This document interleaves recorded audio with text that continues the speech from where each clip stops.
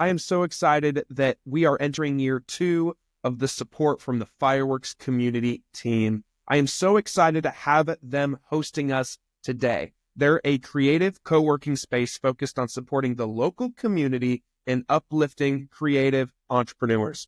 Get a free day pass when you book with them. You have to use code DRIVE, or if you go to see them in person to visit their beautiful space and meet their awesome staff, tell them Logan from Your Morning Drive sent you, and you'll get a free day pass to try the space yourself.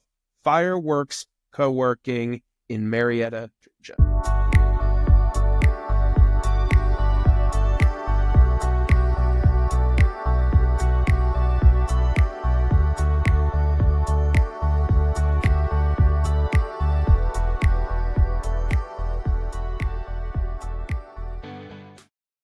Hello, everybody. Welcome back to another edition of Your Morning Drive. I am your host with the most, Logan. We are at the Fireworks Studio in Marietta, Georgia. It is good to have you with us today. If you're a first-time listener, welcome.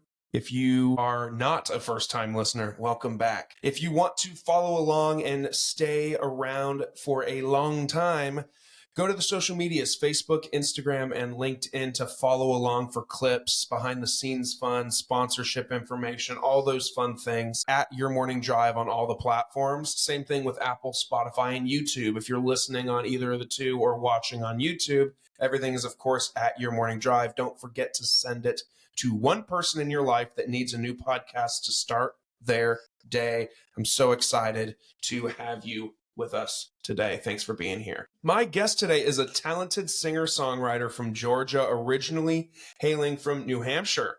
She's been singing for as long as she can remember, winning her first contest at just 8 years old. As she grew up, she continued to shine in talent shows and launched her YouTube channel at 12, thanks to her sister, who recorded and shared her early performances. In high school, she discovered her passion for songwriting, crafting deeply personal songs inspired by her own life experiences, heartbreaks, family struggles, and everything in between. After graduating from the Atlanta Institute of Music and Media in 2019, she began performing live both as a solo act and with a band. Now she's releasing original music across all streaming platforms and lighting up stages across Atlanta every weekend. Please welcome my new friend, Danielle McLean. Hi. Thanks for having me. You are so welcome. Thanks for being here. Thanks for not being shy for an hour today. How was your weekend? It was good. It's always busy, but I had the weekend off. You did. Which is nice because I haven't had a day off in 3 weeks. Yeah. I was telling you earlier. So I'll get right into it. So you said when we were kind of walking in, you said it's your first day off in 3 weeks from either of your jobs. Yes. What are your jobs? So I have a job dealing with medical records. Really? So all HIPAA compliant. Yeah, I go into the patient's chart, pull their records, we bill the records.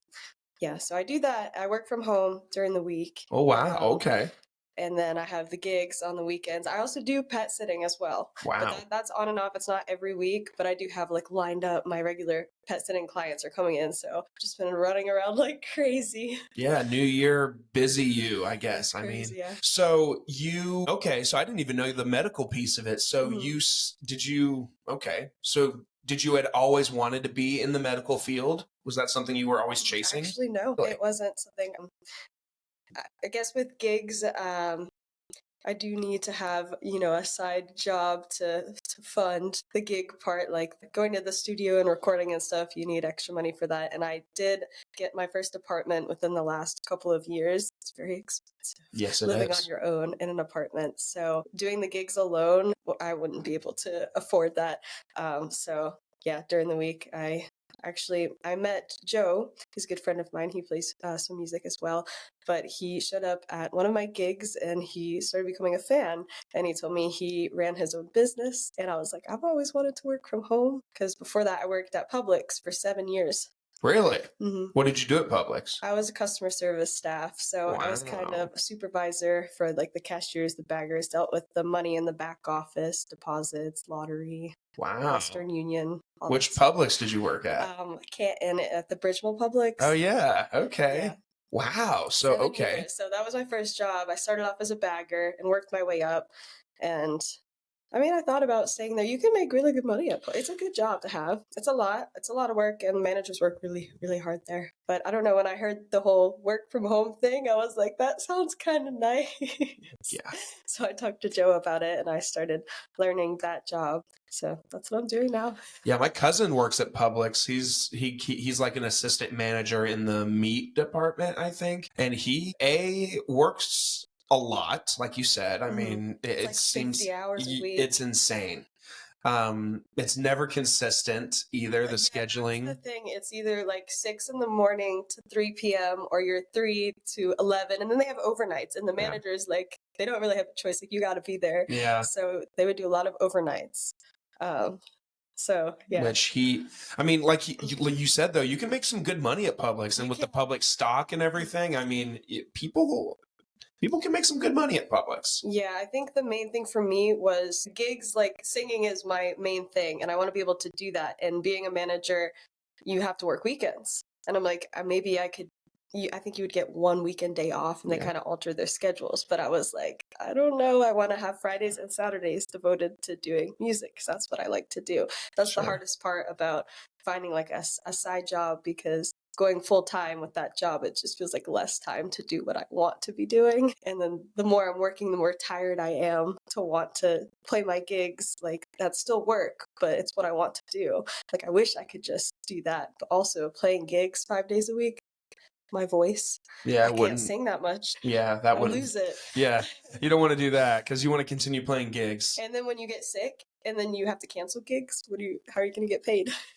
Yeah, I mean, you would have to be full-time gigs and like full-time music, no job. I mean, you'd have to be making off of every show at least I mean, how many shows are you doing a week on average? Like 2? 2 to 3 usually. Okay, so if you're doing 2 or 3 a week, in order to make rent, at least you got to be making $500 a pop at least. I mean, maybe $750 or $1,000 a show, but I mean, I don't want to pry into your business much, but like as a starting musician, I mean, what do y'all make? I mean, you don't have to tell me your business or anything, but I mean, like when you go and perform at like a place like Nagel's and you're there to perform for a few hours, I mean, what's that look like for someone that's starting out? For 3 hours, it's typically about $200.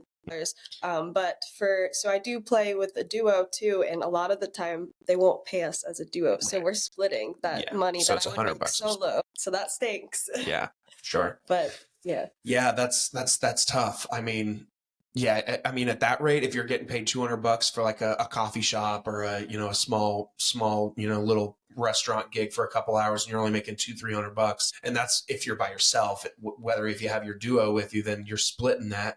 You got to be, I mean. Your Morning Drive is also present to us by Good Days Canned Cocktails.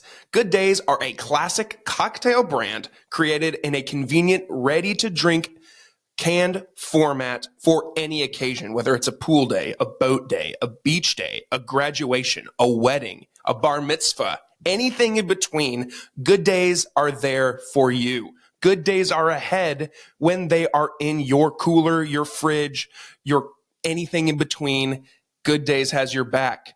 If you want to be one of the first to try their drink, you can do so by visiting drinkgooddays.com/pages/find-us to find a store near you selling their drink. Of course, you must be 21 years of age to consume and purchase. Yeah, and then on top of that, I don't think Stress. people understand, like, we do rely on tips, like, a lot, because some places they'll only pay like $150, and it's like, we do rely on tips, but I think people think we get paid enough money that they're like, oh, they're getting paid to be here, like, we don't need to tip them. Yeah, I do think that's a common misconception about live music, especially like on the small scale, is that y'all are paid at the minimum to be there. Like the guy I was talking to before you, he's a stand-up comic, and he is, he's saying like most of the time they just pay you a little fee to be there, and then you have to rely on merch or other things to make extra money, because otherwise you're not going to, and you're gonna have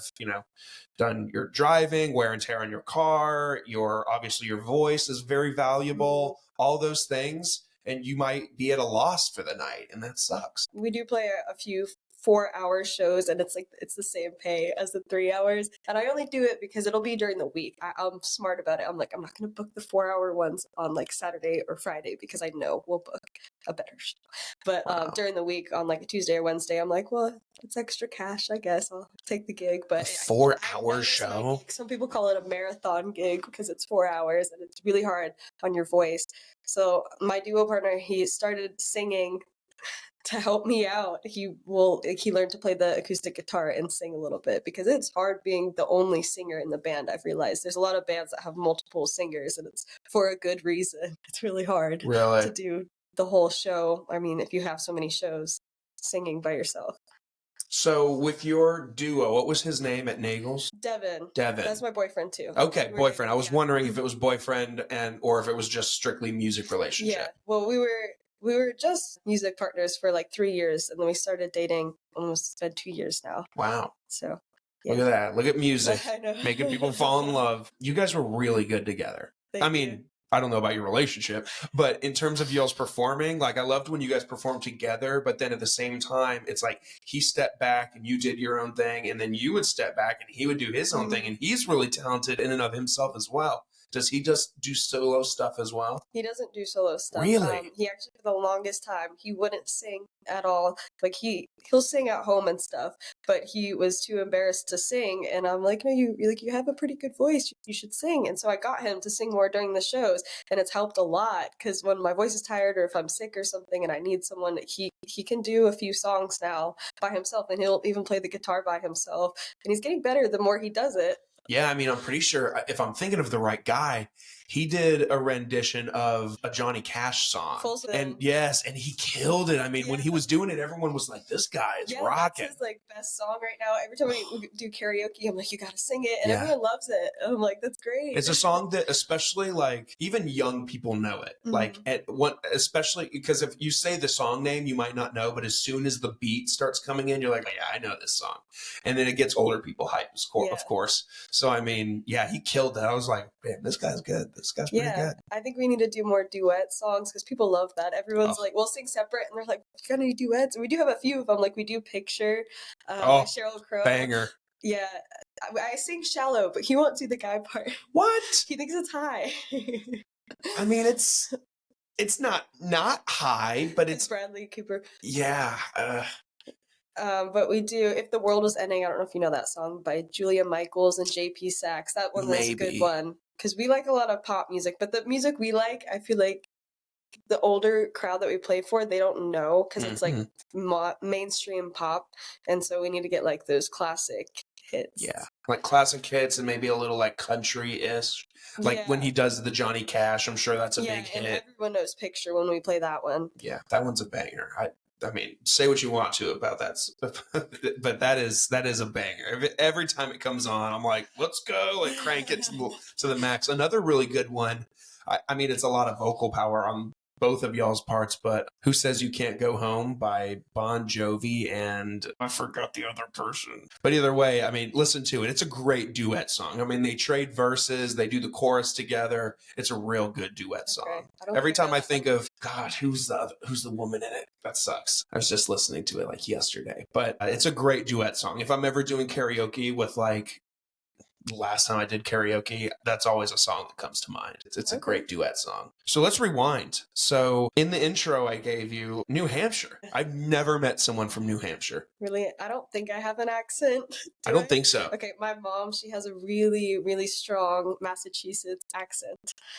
And I don't think me and my sisters really got the accent. I was going to say, what is a New Hampshire accent? So I guess it's just coming from Massachusetts, the Boston. Kind of like what do they say? Like park the car. Pack the cat. Yeah, my mom sometimes be like, "Where are you from?" She has a really strong accent. Really? Yeah. The only thing I can think of that my sister says, it's not even an accent, but the word "wicked." I feel like we don't really use that. Like it's wicked cool. Yeah, that sounds. Use that word a lot. Yeah. I used to say it, but now when people say that, I'm like, that sounds weird to me. Yeah, that's funny. Yeah, it's funny how when you say certain words, it comes out, but like you just talking to me just now, like I don't hear any accent. People will be like, how are you saying that word? And I'm like, I don't think I have an accent. Yeah, that's funny. It's. Do you think I sound like I'm from here? Do you think I sound Southern?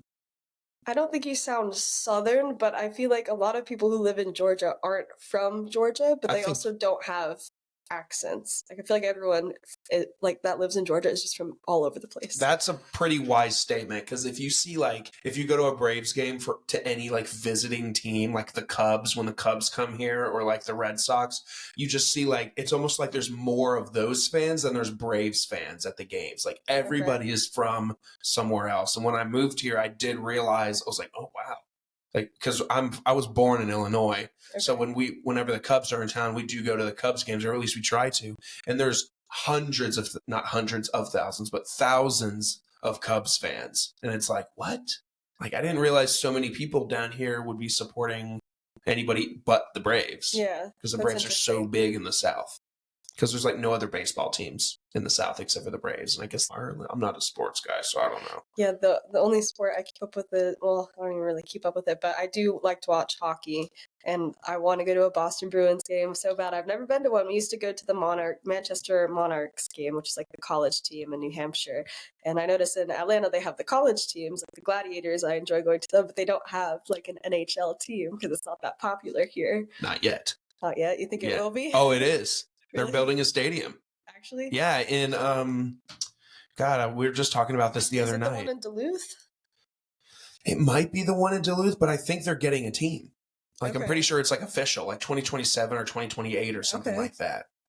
Because I went to a Hawks game the other night for my buddy's birthday, and I was like, man, I love basketball games, but I also love hockey games, because hockey and basketball, it's just constant action. With football and baseball, I feel like there's too much stopping. Mhm. There's too much time in between the action. Whereas when it's hockey and basketball, it's just constant back, forth, back, forth, back, forth. And otherwise, I'll just get bored. And that's what happens when I watch baseball games. By like the fourth inning, I'm like, all right, we could go now. Like, I'm done here. I feel the same. I used to play soccer, so that's probably another reason why I like hockey, because it's so similar. But yeah. Dang. Okay. So you guys lived in New Hampshire, and then what brought you to Georgia? Just a big change. My mom wanted to leave, kind of like a family situation. Which we can get into that if you want to. It's up to you. My first song is about it. It's called Just Another Beer, but my dad was an alcoholic. Okay. And so we need a change, and me and my mom just. I'm sorry. It's okay. Yeah, we moved to Georgia. She just wanted a change, I guess. Sure. Yeah. Okay. Do you know if there's any reason why Georgia? I mean, you could have gone anywhere, but you chose Georgia. She was debating between Georgia and California. My aunt lives in California. Okay. I think it's just she had some friends in Georgia, and my aunt lived in California, and she was just trying to debate which place she wants to go to, but we ended up moving in with her friends for a few months, and then we got our own place and everything. She actually moved to North Carolina not that long ago because she loves the beach. Wow. So me and my sisters, we kind of all live all over the place. One of my sisters with my nephews, they still live in New Hampshire. Okay. Me and my mom lived in Georgia. Well, I still live in Georgia, but we've been here for like 13 years. And it was about a year to a year and a half ago, my mom moved to North Carolina just because she wants to retire and kind of just be on the beach, because that's where my other sister moved to with her husband. So they're trying to get me to move there. But I'm really? like, I don't know. I've been here for so long. Yeah. It's like, I don't know if I want to restart again. Yeah. It's a lot. Wow. Shout out to mom. Good for her for wanting to retire, and she just picked herself up and moved herself. That's awesome. Good for her. Yeah. Wow. Okay. So I guess that kind of leads me to, so your first song was, you said Just Another Beer. Yeah. So I really relate to what you said in your intro that you gave me, that you said that you started songwriting, and the easiest things to write about were things that you've gone through. And I've always wondered, like, when you hear like a really big artist like write a song about something like really heavy, part of me is like, I wonder if they actually went through that, or if they're just singing about something that they're passionate about, but I went through a phase when I was in high school where I would have all these emotions, and I just college, where I didn't know how to get them out of my head. And the only outlet I could think of was songwriting. So I started writing songs too. I mean, they're nothing crazy. I mean, they're very surface level, probably not super deep, but I mean, I was like, the only like therapeutic way I can get these out of my head was on paper, like writing songs. And I've written probably 50 or 60 songs. I mean, I've written so many, and they're all about heartbreak, sadness. There's a few fun ones in there, of course. You got to write a fun bop every once in a while. But most of them are real, about like real struggles. And I mean, is that your motivation, is just real life occurrences? Yeah, it is. Before I wrote my first song, I actually, in high school, because that's when I wrote my first song, I thought to myself, I don't know how to write a song. Like, that's too hard. I was just singing covers for a little bit. And then I sat down one day and then I just wrote about my life and it worked. And then after that first song that I wrote, it was easy after that to write songs. But yeah, with every relationship, I guess I write a lot of heartbreak songs about like all my failed relationships and stuff, but it works. I should write happier songs. Well, I mean, I forget what musician said it, but they were being interviewed and they said that it's easier to write sad songs because there's plenty of subject matter. Whereas like happy songs, it's like, what are you gonna write about? I feel like I could write 100 songs based on like the same breakup. I could have like 100 ideas. Are you Taylor Swift? I guess so. Do you like Taylor Swift? I'm not a huge fan. You're not a Swiftie? Like her, but she's expensive. Yeah, for she her is. Concert, I wouldn't spend that to see anyone. I don't think I would spend thousands. You know what's of dollars. crazy is that she can do that for the rest of her life because she knows people will still pay it. It's insane the amount of money. And I know it's a little hypocritical because I went and I saw Drake a few years ago and my friend was like, come on, let's go. It'd be so fun. I was like, yeah, but you know, the cost, man, like it was $350 for one night. And it was Drake and 21 Savage, if you're familiar with the rap industry. But I was like, God, man, $350, really? And I'm going to get there and I'm going to want drinks. I'm probably going to want to buy a t-shirt. Gosh, the drinks are like $40. Yeah, you'll be like, I just want a Truly. And they'll be like, that'll be $47. And you're just like, Jesus, do you have a small? And they're like, yeah, that'll be $42. And you're like, what? But it's just so expensive. And I said after that day, I was like, I'm not going to pay that kind of money to see a concert again. Unless it's like a lineup that I just can't put down. Like if it's like 3 people I want to see in concert that I've never seen before for a price of like $300 or $350 even, but like I want to see Morgan Wallen. I'd like to see him, but like similar with Taylor Swift. I mean, he's not charging $1,000 a ticket, but he could. I think I saw him.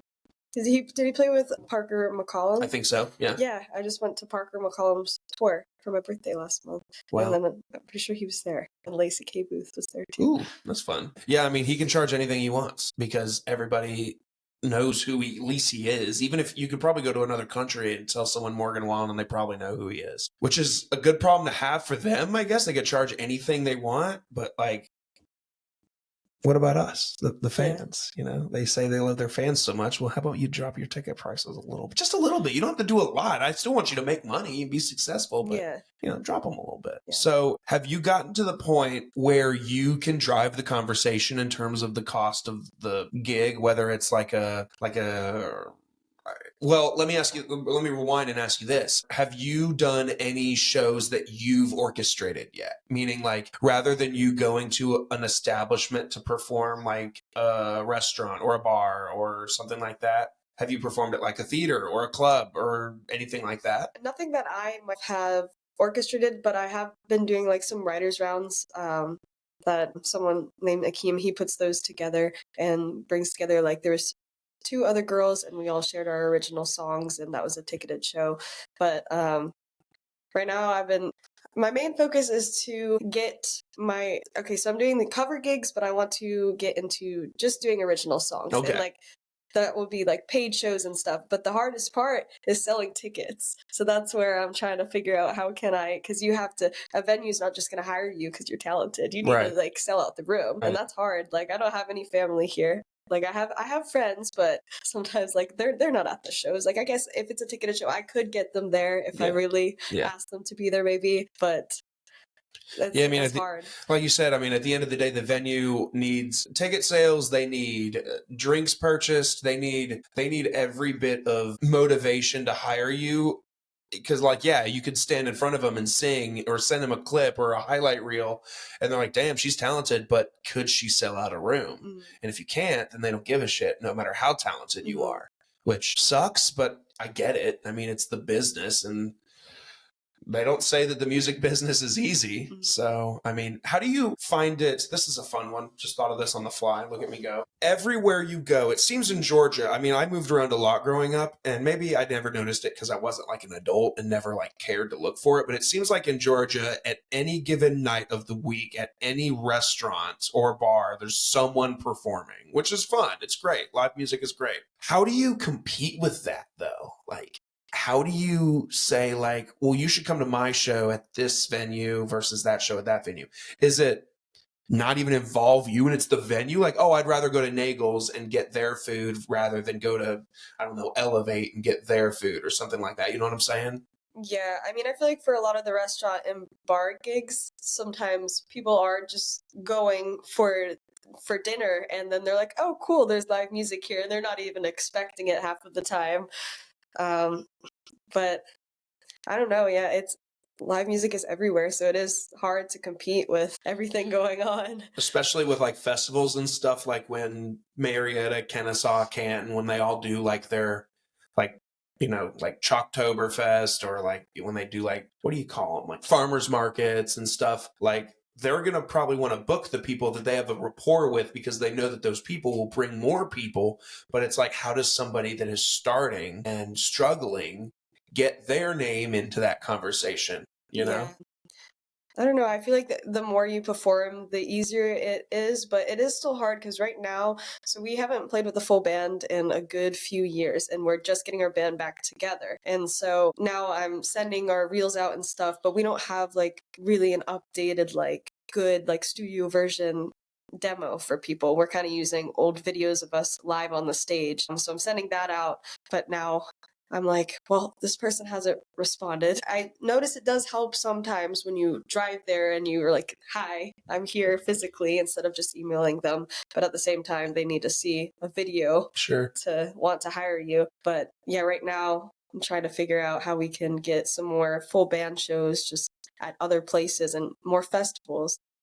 Where do you typically tend? I know, so I saw you in Cartersville, Mhm. obviously.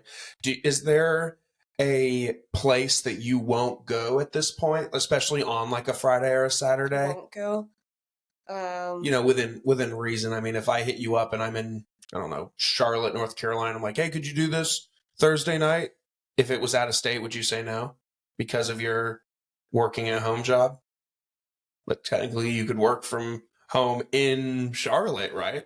That's true. I don't have a laptop right now, but I could do it. I'm working at a desktop right now. I guess it depends. If the pay is the exact same, I don't know if it would really be worth Like driving over there. But like since my mom, she moved to North Carolina, we usually book gigs there now every year, and we'll drive there and we'll stay for a week, and I'll get to see my mom, go to the beach, and then we'll have like 2 to 3 shows in North Carolina, which is nice. So if we plan it in advance and we kind of make like a little trip out of it, it's nice. But at the same time, that's to visit family. I don't know if we would just like spend money because then we wouldn't be making that money back if we just take a trip for every out of state gig. But I guess it really just depends on the gig and the pay. If it was like a festival, then I probably would say yes. But if it's just another restaurant with the same pay, I'm like, I don't know if it would be worth it. Yeah, that's true. That's true. So when you were young, so you won your first singing competition at 8. What was that singing competition? It was a karaoke. It was just karaoke. It was at a campground. I can't remember the name of the campground,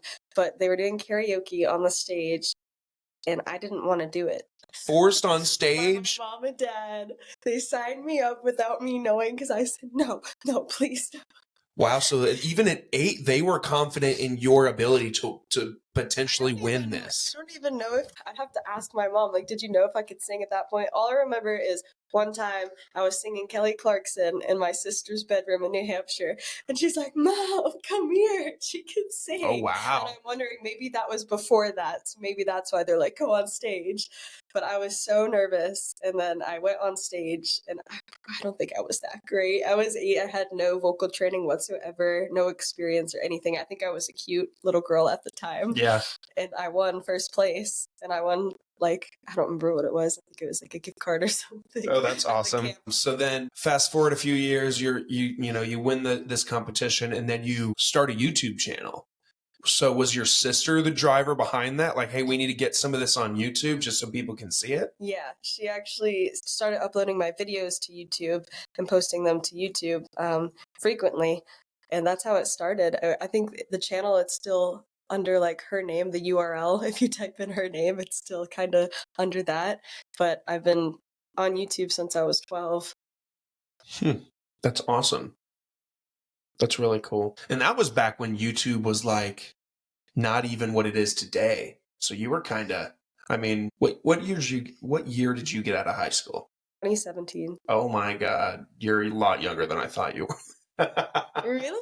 Well, I mean, not in a bad way. I just assumed based on like the fact that you're outperforming, like that's a really ballsy thing to do. Like, I don't care how old you are, going out and putting yourself like at risk. Like, cause like, what if you go somewhere and maybe this has happened, maybe you could share a story, but like where nobody's like claps and like, Oh yeah, all the time, because sometimes you're playing at crowded restaurants. Yeah. They're there to eat your kind of background music anyways. Yeah. And then sometimes it's frustrating because sometimes you're like, wait, do I sound bad? Like, what's going on? But it's like people are there to eat, and sometimes you're just background music. They're Yeah. not there to see the show. But it happens to everyone. Like, I've seen clips of famous people playing before they were famous, and they're playing to nobody. But and then like at that point, like if you're at a crowded restaurant or a bar and people are just there and it's packed, but maybe you get a clap here or a woo there or something. But I mean, do you care? I mean, of course you want people to hear you and like see you and notice you. But I mean, if you're getting paid, are you just like, oh, I'm still getting paid whether they clap or not? Yeah, I mean, I don't want to say don't care. That's a strong way of saying it. I do still care a little bit, but at the same time, at a restaurant, it's like you're not the center of attention. Like, you're just there to provide some music while people eat their food. Sometimes it is frustrating, but I do notice typically at every show, even if people aren't clapping at first, there usually is a few people that will come up to me and talk to me and tell me that they like my music, and that usually something will make it worthwhile. Yeah. Like, there's probably only been like a few shows where you don't hear anything. Like, I feel like that's rare. I feel like at least one person will come up to you and like tell you that they really like your music. That's nice. Yeah. And is that like bowling the strike whenever you go bowling and it's just like you could go gutter ball after gutter ball after gutter ball after gutter ball, but the one time you bowl a strike, you're just like, yes, that's all that matters from this whole night. Yeah, but for me, I feel like that is usually when I'm playing my original songs and then somebody was like, wow, that really touched me. That's when I feel that way. Yeah. Like, I can sing covers all day long and people can be like, wow, it's great. But it doesn't like... Right.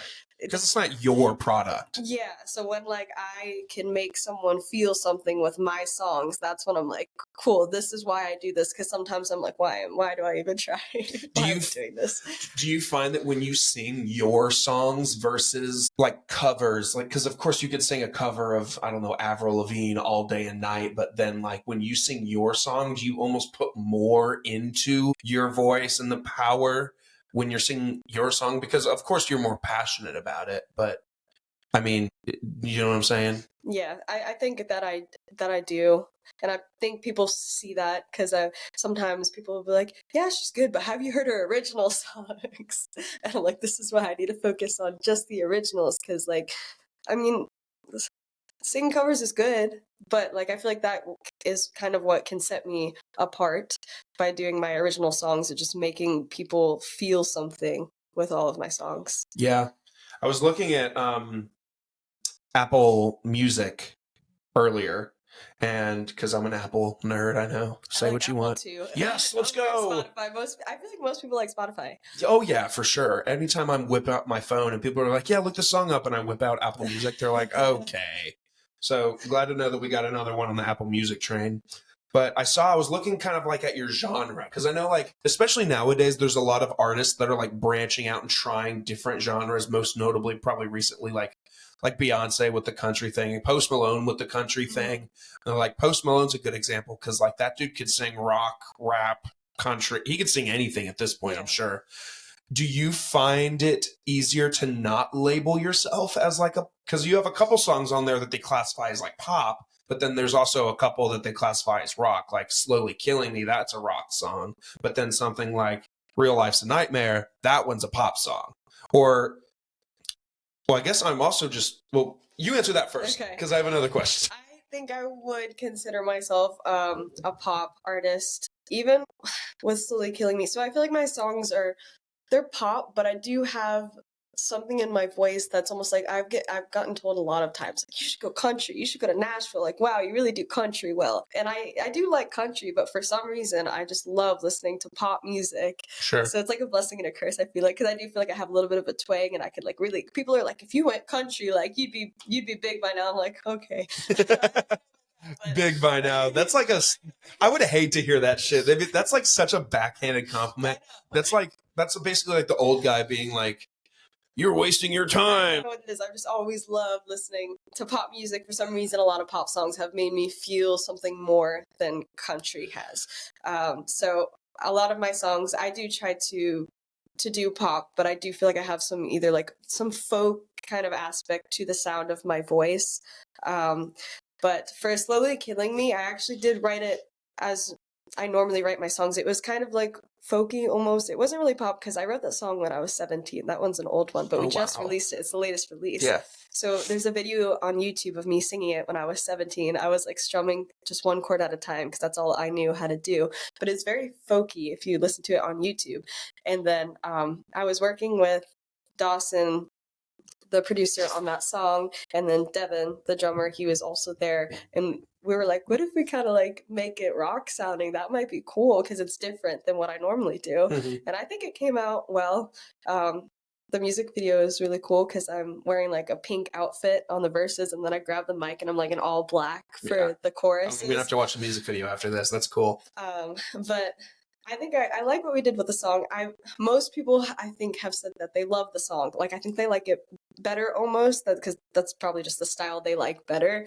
But then I had like a few people where they're like, well, I feel like I didn't feel as much emotion from that song just because it was more rock and not me like soft singing sadly. It was more of me being like mad. But so when I sing that song live, it's funny because I don't know which way to sing it, because I have the rock version and then I used to sing it kind of folky, and I feel like when I sing it live with the full band, I kind of mix the two. Yeah. Because I'm like, which way do I want to sing this song? Yeah. But that's cool though, is that you have that flexibility, because like, what if I see you at Nagel's and you perform like a softer version, because it's also a softer venue, but then what if I see you at, I don't know, like a downtown Canton thing and you perform a rock version of it, and I'm like, oh damn, so I've seen this song twice now, 2 different versions. Like, that's really cool. I feel like doing that song solo, it's always going to be the more folky version, just because I'm playing an acoustic guitar. I'm not playing an electric. Yeah. Can you play electric? I don't usually play electric. This might be a very stupid question, but is it interchangeable? Like, everything's the same. It's just plugged into an amplifier, and then it of course blows it up and makes it sound louder. But is it the same? This is so stupid as I'm asking it. Like acoustic, like if I shut my eyes and you took one and put it in my hands and then took it out, put the other in my hands, you would play the chords the same. Okay. But I feel like you could do. I think it's cooler to do more lead stuff on the electric. I love the way the electric sounds. I should play an electric, but I don't play a lot of lead right now. Really? I want to learn to do it, but yeah. Why not? I don't know. I haven't learned it. Yeah. I feel like I'm more of like a songwriter than a guitarist. Really? Yeah. Do you think like because like even some of the most successful people in the music business are just songwriters. Do you ever feel like that you would ever stop performing and solely write for other people? Or do you think there's an element of like performing that you just like wouldn't ever get back? Yeah, for me, since I write my songs so personally to myself, it's hard for me to want to write for other people. Because I feel like I wouldn't want to not like give it my all, but like that's so personal to me. Like I want to be the one telling that story because I went through that. And Right. if the person singing it like didn't go through that, then they won't like feel portray it on the same emotion. level. That's how I feel. But at the same time, it would be cool. I definitely want to collaborate more with other songwriters and stuff. And a lot of people have gotten their start, like Julia Michaels. She was an incredible songwriter, and no one knew her. And now she had her own tour, and she writes her own songs. And I'm like, it is a good start, and I feel like that could be something that could get me a start. Yeah, I mean, there's tons of musicians that start out as songwriters and then they're just like, you know what? I could probably perform these. Like Hardy's a good one in the country world. I mean, he's written some of the most popular country songs in the last 10 years that you wouldn't even know by like Jason Aldean or Florida Georgia Line or Luke Bryan or X amount of other artists. And Hardy's written so many of them. And then one day is just like, I could probably do this. And now he tours on his own and headlines his own shows. And it's like, that's really cool that one day is just like, I'm going to give it a shot. Yeah. And it's probably really humbling being a guy who's written like crazy radio hits, but then he's starting out and he's performing in small venues, just like other musicians when they start out. And he's like, maybe there's like a little form of identity crisis there of like, man, I've written for the best of the best and I have diamond singles, but nobody knows who I am. Yeah. And I have to perform these little bars. And I've never thought about that before until just now. It would be easy for me to assume just by your look. Like when I made the Avril Lavigne comment earlier, I was like, oh, I could so see you being like pop, punk, rock, like total style. But like at Nagel's, like that wasn't the vibe I got at all. It was more of like the shallow kind of style, like very slow acoustic guitar, like you could probably do anything you want. Like, yeah, I do enjoy, like, I do love, like, Paramore, and I would love to write some Paramore songs, which I feel like I would need to collaborate with the guitarist who plays, oh, for sure. like, an electric For guitar, sure. like, a lot of rocks kind of style. For sure.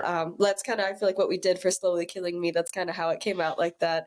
But I definitely would like to write more songs like that because it's good to have, like, the slower ballads, and then those would be more of, like, the energy songs where I could, like, jump around on stage.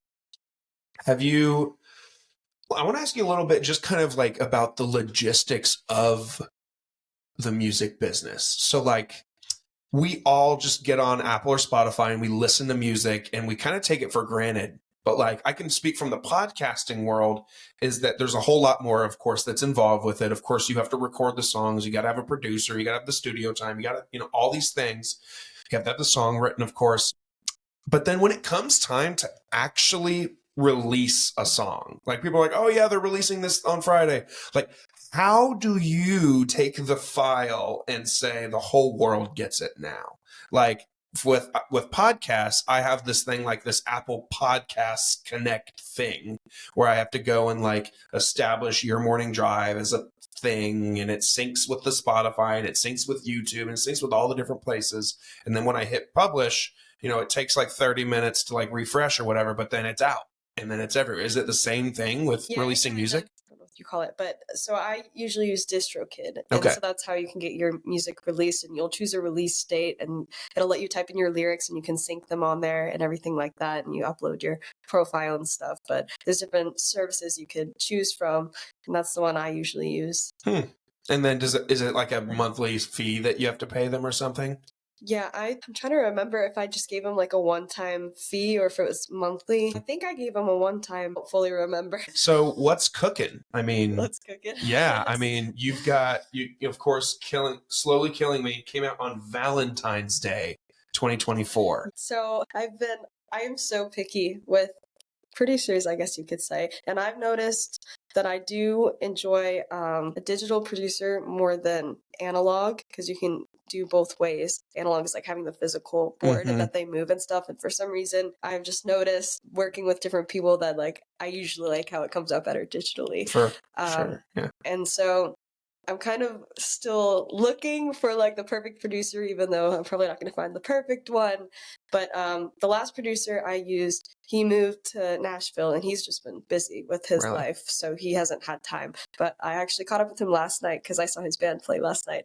And he told me, he's like, hey, I'm ready to kind of get back into it if you want to. And I was like, yeah, that'd be great. So maybe me and him can work on another song. It would be nice to find someone locally, though, that I can physically go to the studio, which like every week if I need to. But I don't know how to describe it. I feel like when people work with my vocals, like Dawson, he has like the perfect touch. I don't know why, but like the way my vocals come out, I'm like, yes, that's what I want. And I don't know how to describe it because he just does it. So it's hard. I've spent some hours in studios and given them money, and I'm like, I don't know if I want to release this because I'm such a perfectionist. Really? I want it to be perfect, and that's what kills me though, because I feel like I should just release things, Mm-hmm. but I'll be like, I don't know, it's not as good as what I've already released, and I don't want to release something that's not good. What's so how much unreleased ready to go music do you have right now? I wouldn't say ready to go. I do have stems for 2 different songs. So like Okay. we recorded like the keyboard and the strings and the vocals.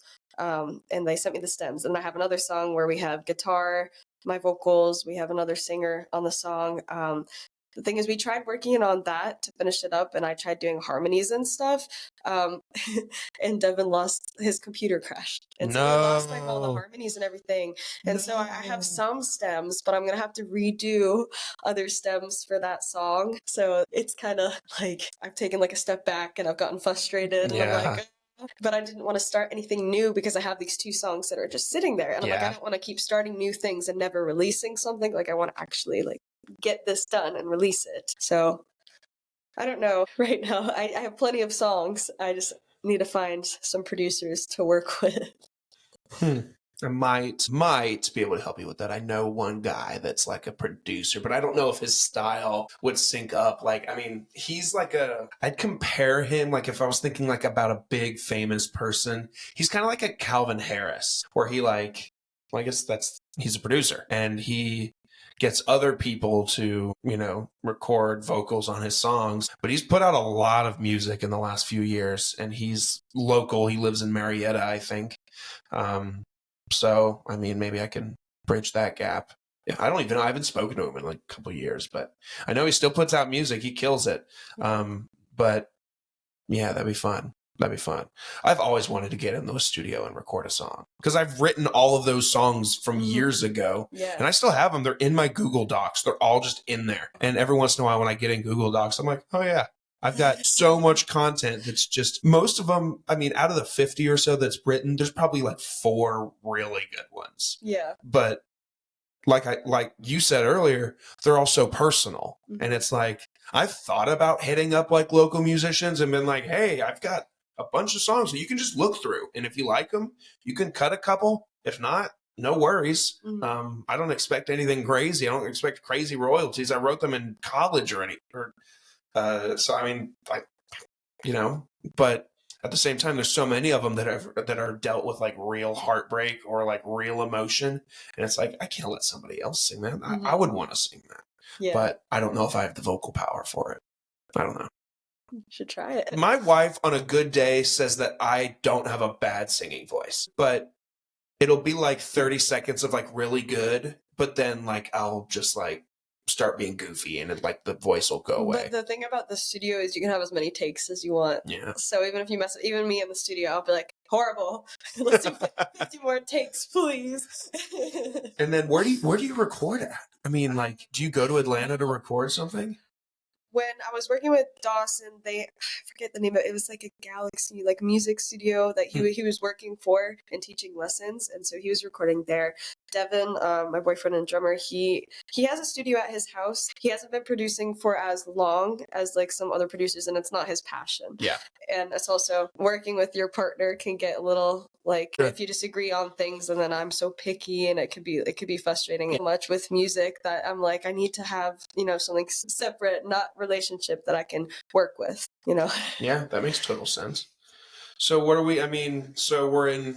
It's March now, March of 2025 that we're recording this. I mean, do you think we'll see something this year? Hope so. You think so? Hope so. It's just been so hard. I've just been working nonstop because I've been trying to figure out how to afford the apartment. That's been really hard. It's been like struggles the past like year and a half to afford the apartment on my own. So it's been nonstop just working. And the main focus right now has been just getting like the full band together because I was like, so when we're playing solo, we're playing duo, but it's more fun to have the full band there. And I feel like I don't know. It's just, I feel like it's more enjoyable sometimes for people to see the full band. So that's been a focus. We've been having a lot of band practices. So my time has been like going to work, then going to the band practice, then running back home. So I definitely need to get back in the studio. I've been wanting to. I've been feeling like I'm lacking in that area. I'm like, I have these songs, I'm just sitting on them. I need to just release stuff. Yeah, I mean, I understand the perfectionist mentality, though. I mean, similarly, like if I record an episode, I'm like, I didn't love that one. But I mean, at the end of the day, maybe our situation is a little different because I took someone's time and I don't want to just not release it because I don't like it. Mm-hmm. I would be the same way. I would be listening to the song 80,000 times over and be like, all right, everything sounds good. Everything sounds good. There's one thing. And then listening to again and finding a different thing you want to fine tune. Oh my gosh, yeah. I can only imagine. We did a studio, it wasn't a studio session, but he has like his own YouTube channel, and it's called Earbone Sessions, and he hosts different artists every week and you sing your original songs. And so I went to his house in Athens and we recorded a few takes of the song, and it was between take 1 and 2, and he sent me the takes and he's like, tell me which take you like the best. And I sat there and I listened. One of the takes, I was like, okay, I sound good, but the face I'm making, I don't know what it was. Like, I'm almost like mad in my face. And the other one, I look more relaxed and I love the camera work. But then I heard like 1 or 2 notes and I was like, oh, I don't know if I can release that one because of the one note. And then I went back and I listened to them so many times. Like, Really? I just needed to pick one, and I did. I ended up going with the second take because I think it sounded better, but I was like, I don't know if I made the right choice. It was back and forth. I probably watched the videos 50 times each. Wow. That's funny. So, my friend, there comes a point in every episode that I do that I ask my guests a collection of questions kind of towards the end of the episode that gets to know them on a human level. I just got to know you on a music level and a career level, but I want to get to know you on a human level as well. So, are you ready? Yes. What's your favorite comfort movie? Comfort movie. It's funny because my favorite movie is not comforting. Really? What is it? The Hunger Games. Wow. That's a good answer. Hunger Games is a really good movie. I didn't love how they turned out like after the sequels, but that first Hunger Games movie is really good. I always like the first movie. I feel like no sequel or anything beats the first one of anything. Yeah. But I remember when that came out, it was like all anyone talked about for months was the Hunger Games. It was like the shit. Yeah. But yeah, that's a good answer. Very good answer. I think you said the answer to this next one earlier in the episode, but your first job ever was... It was Publix. Yeah, Publix. Nice. Very good. Shout out to Publix. If they want to pay this episode, they're absolutely welcome to. If you found out tomorrow you weren't going to wake up tonight, what would your last meal be?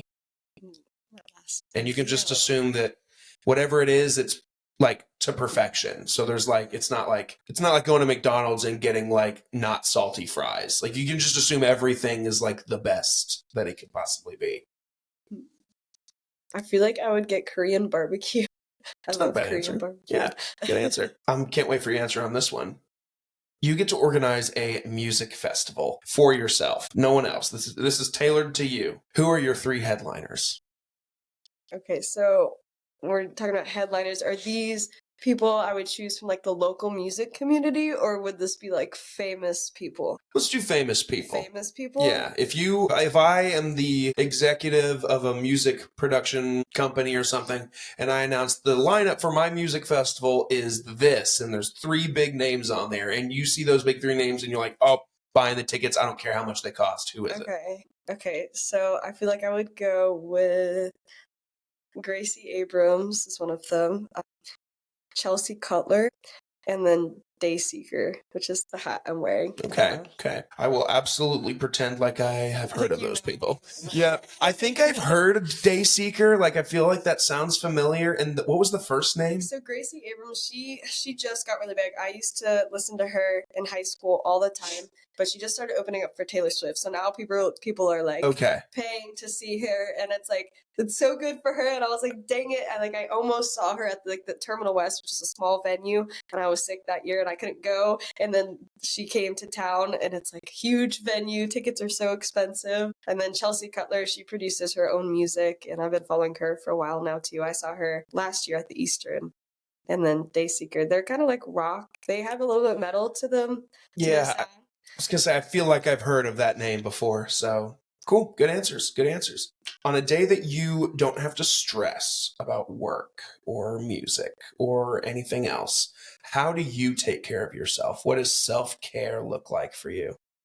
I feel like I would go for a walk with my dog. I like being outside, so maybe a hike or a walk. Maybe hanging out with a friend, having like a girls' night or something. Well, that's not really self-care because that involves other people. But yeah. That's a good answer. Everyone recharges differently, and whether it involves you and your dog or you and a group of friends, that's whatever makes you happy. What is something that very little people know about you? Very little people know about me.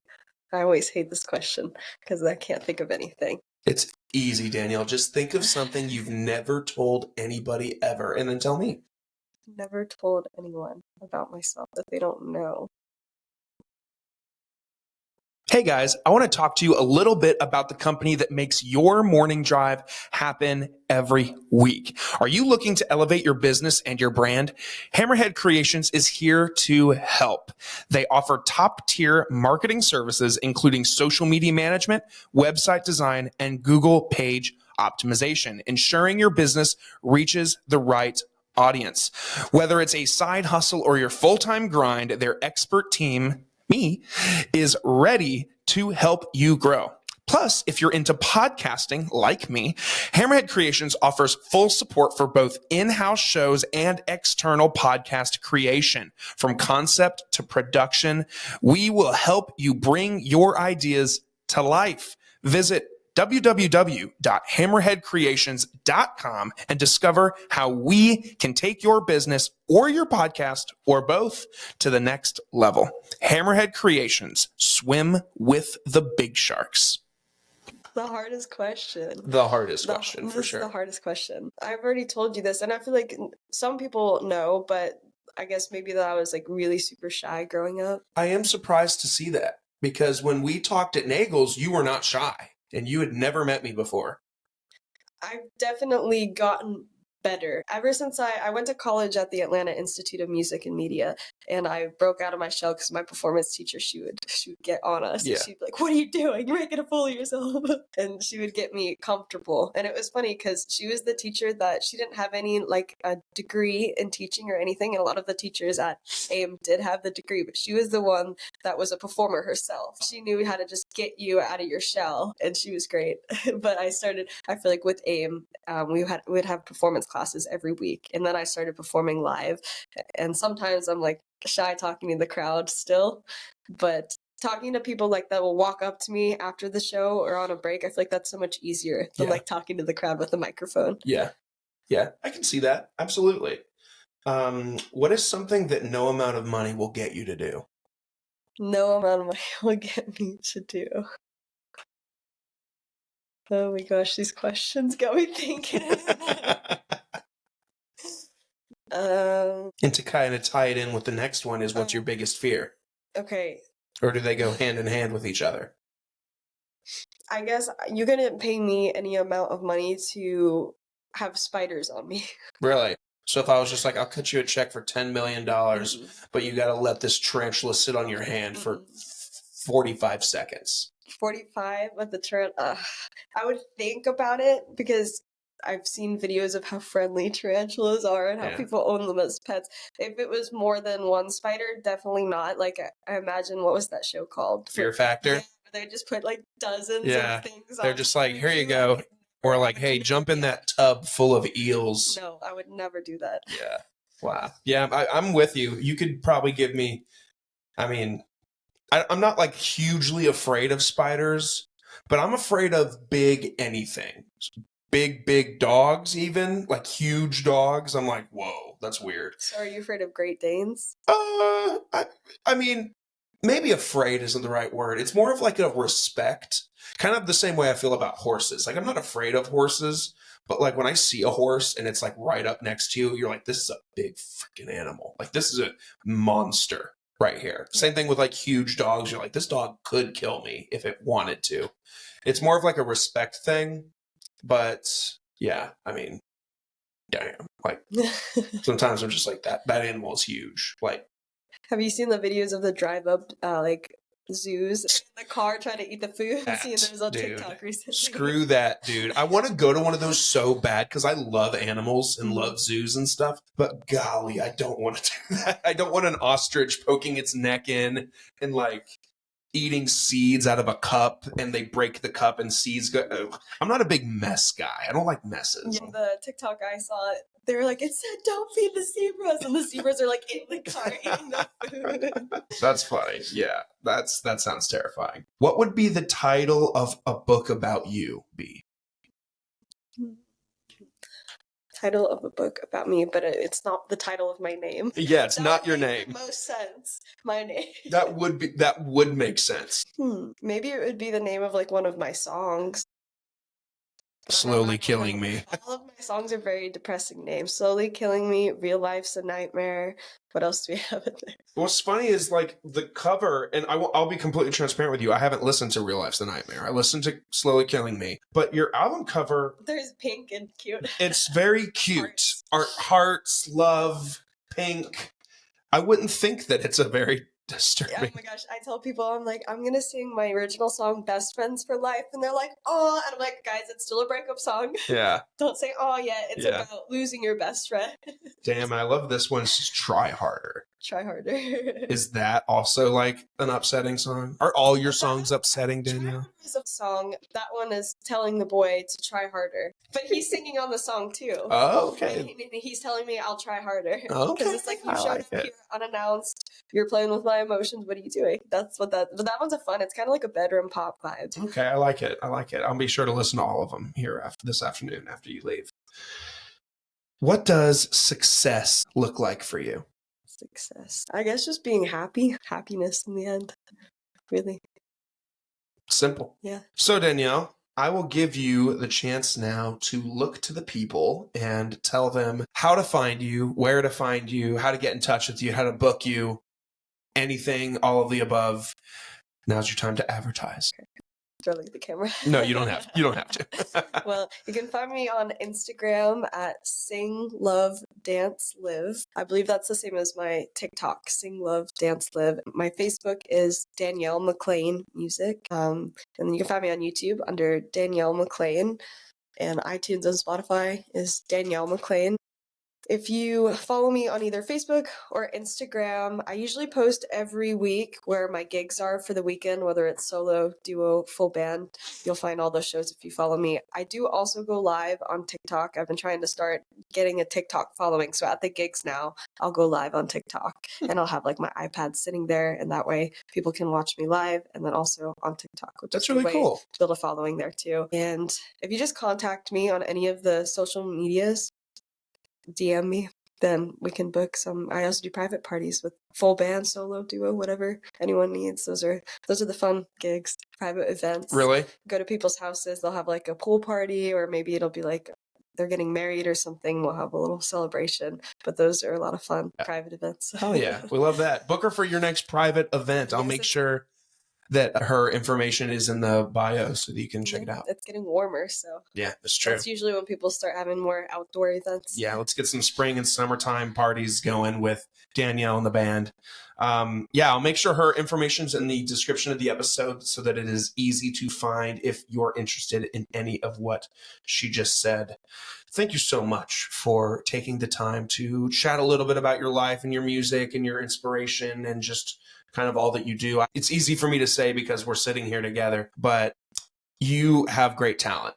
For sure. I mean, you're a wonderful singer. Your boyfriend's a fantastic singer and musician as well, but you're really talented. So I can't wait to see where you go from here. Thank you. I can't wait to be able to say that. I interviewed her when she was just a local girl trying to make it work, trying to figure it out, juggle a couple jobs. But sooner or later, you'll be touring with some of the best of the best. So I can't wait to see that happen. Just remember, only request is just remember this. And give me a show or two every once in a while. Another one. All right, yeah. I have a lot more to talk about. Yes, you will. Don't forget me when you're really famous. Don't forget me. Don't forget us small people when you're up there killing it. So thank you for your time. I really do appreciate it.